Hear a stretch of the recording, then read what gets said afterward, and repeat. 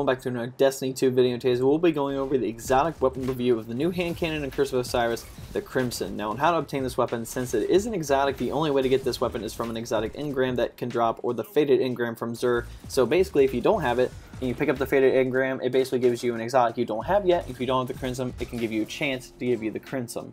Let's go over the perks. So it comes with banned weapon. This weapon fires a 3-round burst. Small bore, dual strength barrel, increases range, increases stability. Accurized rounds. This weapon can fire long distances, increases range. Cruel remedy. Kills with this weapon heal the wielder. Precision kills also refill the magazine. And heavy grip. This grip is weighted for recoil control, increases stability, and decreases handling speed. Alright, let's go over my summary of the weapon. Its intrinsic perk banned weapon essentially turned this weapon into a pulse rifle. With its range and stability stats being very good, it might as well be a pulse rifle, right?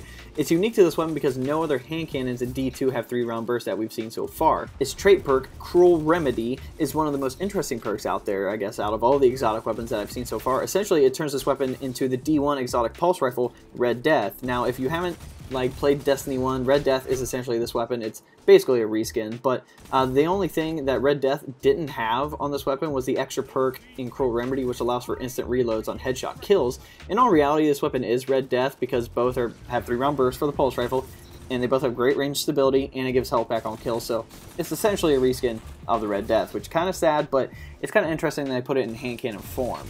Let's go over PvE. Like Red Death and Destiny 1, Crimson is great for PvE activities, especially when it comes to higher level activities. If you find it difficult to stay alive in higher level activities, I highly recommend pulling this thing out. I know a lot of people in the raid say you want to use like Cold Heart and stuff like that, but when it comes to certain engagements, like maybe like pools or dogs, or certain encounters in Eater Worlds, you can pull this thing out and it increases your survivability essentially.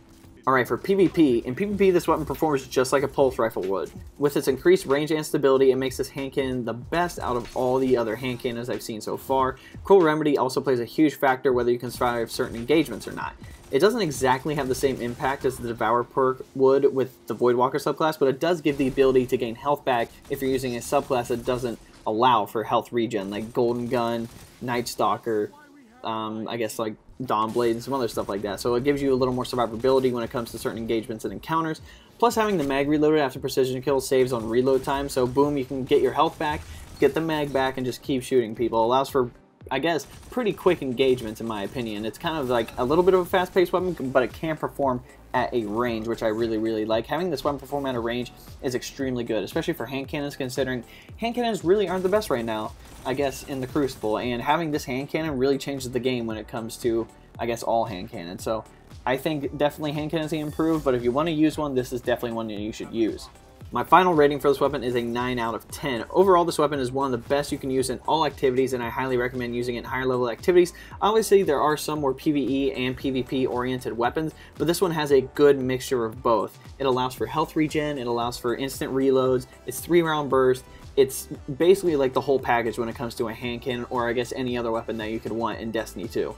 Alright guys, if you want to know how to support me, there'll be a link below. It'll say best way to support me. It's basically just a 4-minute video going over the best way to support me. It's really simple. If you don't want to do that, that's fine. You can always like videos, subscribe to the channel, share videos, and turn on the notification bell if you want to be notified when I drop some new content on the channel. Lastly, just comment what you guys want to see below. I'm making content for you guys, so whatever you guys want to see, I will make for you. Understand that? I will make the content for you.